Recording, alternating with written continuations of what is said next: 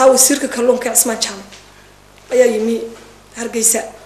dabadeedna odaygii baan raacaan waxaan qabtay xamar baa markaa waxa la geliyay tuumbo gaastir dabadeedna gaastir baa la iga helay waxa dhacday xamar markaan tagay in qofkii saaqa ay arkaaba uu iga baxsado oo xitaa gurigii markaan joogay in adeerkay ay dadku igu oran jireen ha ka soo bixin maqsinka ha ka soo bixin waxa la oranayaa naagtiina koodbuur baa joogta gurigani dabeedna waxaan iri dadkan ka wada baxsanaya ka baqanaya maxaabad ka dhex qabanaysaa anigu beled weyn aan ku koray anagoo yaryar baan beled weyn tagnay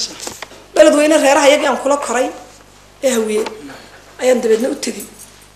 reeraha iyaga baa cir iyo dhulba iga qaaday isoo dhaweeyay gurigoodii baan degay dhakhtarkii iyaga ay geeyay tuumbadii baa halkii la igu galiyay 3 bilood baan dawo qaadanayo iyagii baan la joogay isaaqa xabadda joogta ee ii timaada habeenkii bay soo dhukusi jireen xabad igu iman jireen xamar kii kale meel maba u tagi karo gurigooda kan gurigiisa galo wuu iga baxsan jiray marka maruu khadrinta ilaa waqtiga uu waxay Ibrahim naxariistana ka warabiye xiriir dambe oo warqad ahayn kullu sameeyeen amba adu islam jira dhaqaaqi wax warada ma ka hesho marka ha waan ka heli jiray xiriir warka waan ka heli jiray waan ilaaway waxa isaguna sheekada iyo operationka iyo ilaa markii ay guriga joogeen ilaa waxa soo dhan ku jiray ninka leeyahay Xasan Quure magaciisana waxa la oran jiray Xasan Quure Diiriye magacyo wada lahayn rag qofna magaciisa caadiga muu lahayn magacyo wada lahayn marka warka waan ka heli jiray waxtarka waan la siin jiray Xasan Quure iyo rag joogan siin jiray adigu 3 bilood markaan dawadii soo qaateen ka bacdi soo noqday xamar ku soo noqday Hargeysa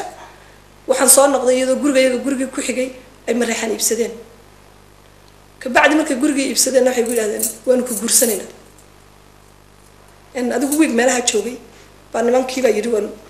waan ku guursanayna waxaan ku dhigay ma guursanaysaan naagdoon lama tidin magacdoon baa tin ma habla ka weydan magaalada maxay u falaysaan aniga gabadhaydan la dilay la toojar gareeyay carmalka bas dabeedna halkii waxay noqotay inay sheekadii adkaato inuu maqlo marxuumkii xitaa isagoo xagga jooga in qoladii aslamta gudaha joogtayna maqlaan in odaygii aw shukriye xarta ahaan jiray uu ii yeero inuu wiila adeer sida lagu taliyo yeel magaalada waad ka baxaysaa annagoo joognana lagu markaa dul guursanayo dabeedna adigu sidii ay igu taliyeen nimankii aslamta gudaha joogay oo Xasan Quure ka madax ahaa ayaan ku baxay burca xageedaan markaa ka galay aslamti aan ku talaabay ma jirta maruu khadar barnaamijkan waayaha qurbaha markuu ka nimaadna halkan ka dheer iyo taariikhda aan kaga sheekeynayno rabbi naxariisana ka warabiye marxuun Ibrahim Ismaaciil Koodbuur iyo mujaahidiintii kale ee islaam dalka soo halgantay waxa jira qayb wacyigelin oo dhalinyarta loogu talagalay dhibka iyo dheefta taala qurbaha oo waxa jirta dhalinyar badan oo tahriibta marka bal sawirka si yaalashan qurbaha waxyaabaha nolosha sayaxad xilliga tagtay si loo qabsan karayo ankaas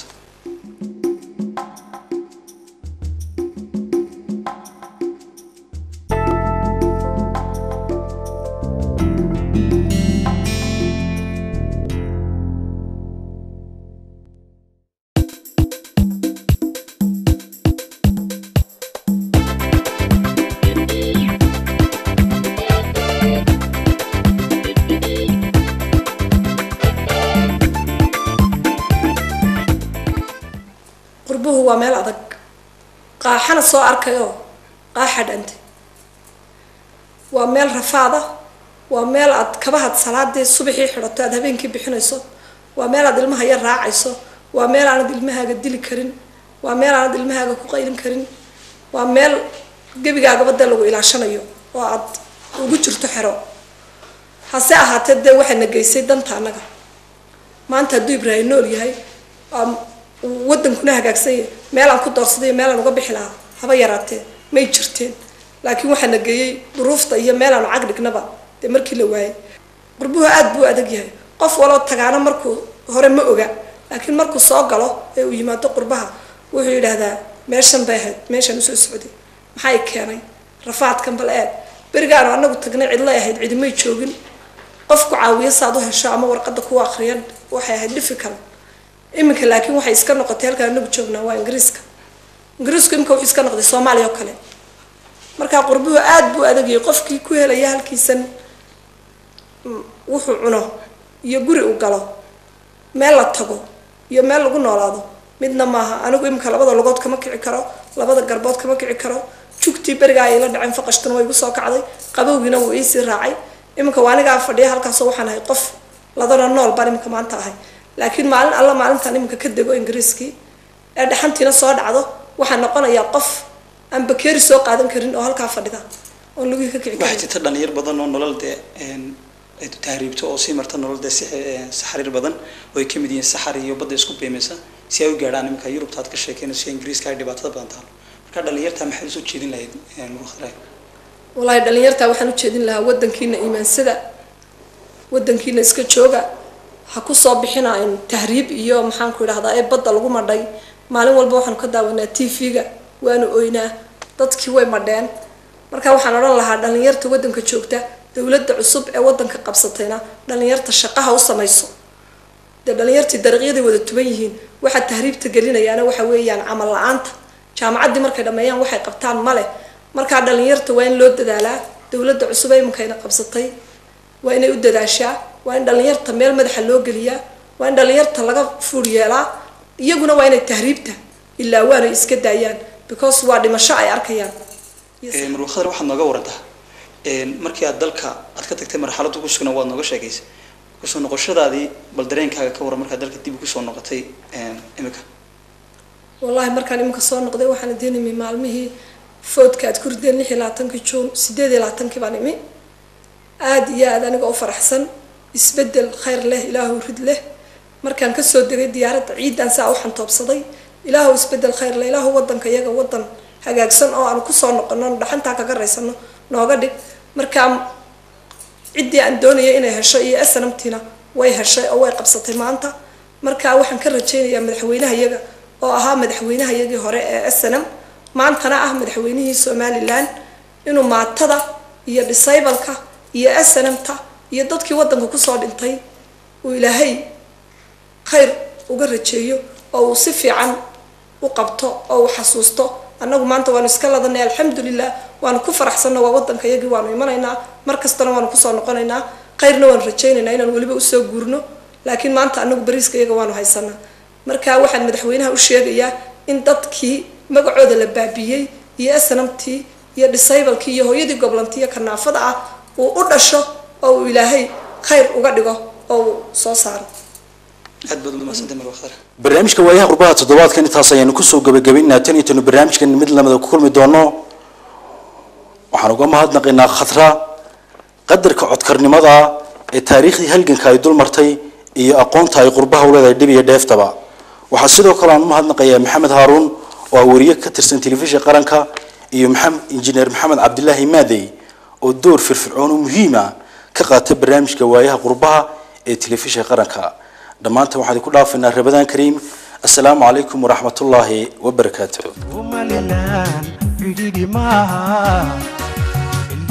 لما تجان معها طليق عرف يا بديدا وصبيو ملحتيو كلونكا عوديو بيدا كوعانا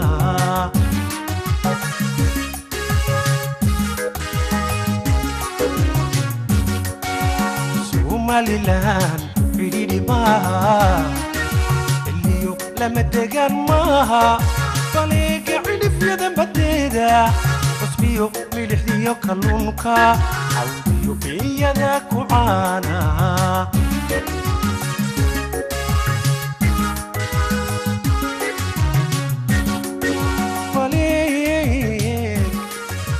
ذهب كجيفو معدن وراع عري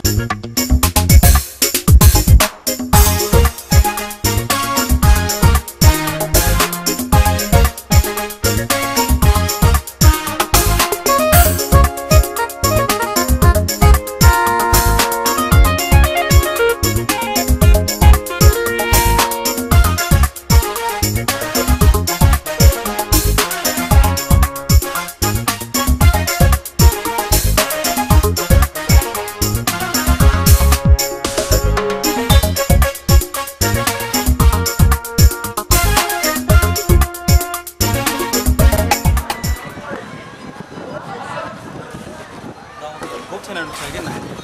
وقولي شري إبراهيم إسماعيل إبراهيم قدور من حريص جماعة كورة ورجع نيم كان أركنا يأريد اللي وأريد يكشف كنسي وهو خضرة وهيد ودي مرحوم إبراهيم إسماعيل إبراهيم قدور سو هيد برحدي هيد تمر بدي عسل هيد يجري حبلنا سأقول شيء كستان ومرحوم جديد ما دام وجود جنا هم ما دام وجود جنا كاركدا دولة الصومالية كعانك المترجع هذا كل جنس تاجي ما دام وجود كهرباء يشوي ونا الشوكة كان كويس دولة أسيل إن لها يجري شنو المشاهدين ذيك لو مرحوم بكل كوين شنو طبعا waxaan ku jiri jireen qorada asalaamku markay yimaadeen qolkan ayaa u ahaa qol ay seexan jireen ay ku jiri jireen maqsinkan